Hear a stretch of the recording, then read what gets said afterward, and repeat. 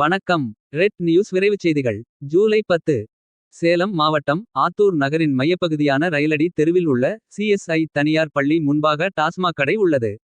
மேலும் அப்பகுதியில் அரசு பெண்கள் மேல்நிலைப் பள்ளி, பாரதியார் தனியார் பள்ளி, ரயில் நிலையம், தனியார் மருத்துவமனைகள் ஆகியவை இயங்கி வருகின்றன. அப்பகுதியில் பொதுமக்கள் நடமாட்டம் அதிகமாக இருந்து வருகிறது. இவ்வழியில் மாணவ மாணவிகள், நோயாளிகள், பெண்கள், சேலத்தில் இருந்து இரவு 10 மணிக்கு சென்னைக்கு செல்ல வரும் பெண்கள், பயணிகள் அச்சத்துடன் செல்கின்றனர். அப்பகுதியில் பார் வசதியுடன் உள்ள மதுபான கடையில் மது அருந்திவிட்டு ஒரு சில மதுப்பிரியர்களால் பள்ளி மாணவிகளுக்கு சில்மிஷன், கேலிக்கிண்டலுக்கு ஆளாகி பல இன்னல்களை சந்தித்து வருகின்றனர். பெண் பிள்ளைகள் இவ்வழியில் சொல்ல அச்சமும் பயத்துடனும் செல்கின்றனர். அருகில் உள்ள வியாபாரிகள், கடைக்காரர்கள் மன உளைச்சலுக்கு உள்ளாகி சிரமப்பட்டு தொழில் செய்ய முடியாமல் தவிக்கின்றனர். வியாபாரம் இல்லாததால் கடை வாடகை கொடுக்க முடியவில்லை என்கின்றனர். இரவில் மது அருந்திவிட்டு கடை முன்னே மது பாட்டில்களை உடைத்துவிட்டு சென்று விடுகின்றனர்.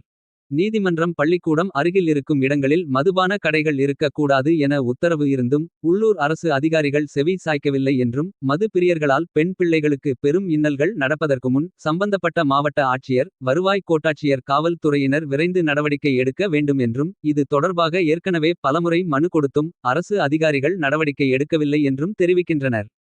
சம்பந்தப்பட்ட அதிகாரிகள் ஆய்வு செய்து உடனடியாக நடவடிக்கை எடுக்குமாறும், மதுபான கடையை அப்புறப்படுத்த வேண்டும் என்று தமிழக வாழ்வுரிமை கட்சியின் மாநில பொறுப்பாளர் தோழர் செம்முகில் ராசலிங்கம் கோரிக்கை விடுத்துள்ளார்.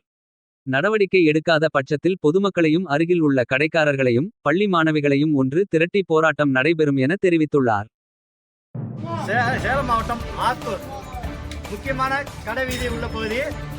அரசு பள்ளி, பெண்கள் பள்ளி இருக்கு, சிஎஸ்ஐ பள்ளி இருக்கு. இந்த இடத்துல வந்து பார்த்தீங்கன்னா மதுக்கடையினால பள்ளிக்கூட மாணவர் மாணவிகளுக்கு ரொம்ப இடையூறு இருக்கு. தனியார் பள்ளி, பாரதியார் பள்ளி, தனியார் பள்ளி இருக்கு. இப்போ இந்த தெருவில் வந்து பார்த்தீங்கன்னா மருத்துவமனைகள் நிறைய இருக்கு, ஸ்கேன் சென்டர் இருக்கு. அதிகமாக மக்கள், பெண்கள் நடமாடக்கூடிய ஒரு தெரு ரயில்வே தெரு.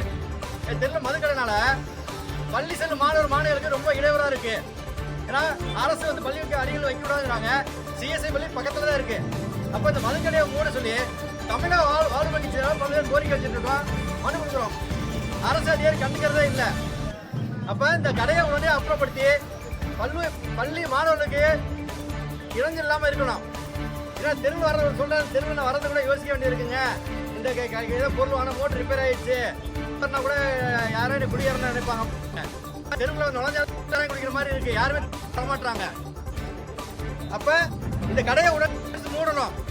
தமிழ் கட்சியை கோரிக்கை வைக்கிறோம். விரைவா வந்து கடைக்கு ஹோட்டலை முன்னெடுக்கிறதாக வந்து நான் கோரிக்கை இருக்கோம். அரசு வந்து நடவடிக்கை எடுக்கணும். அரசு வந்து நடவடிக்கை எடுக்க பள்ளிக்கு அருகிலே இருக்கு, மாணவர்களோட பாதிக்கப்படுது. இன்னைக்கு மது குடிக்கிறதா இருக்கு.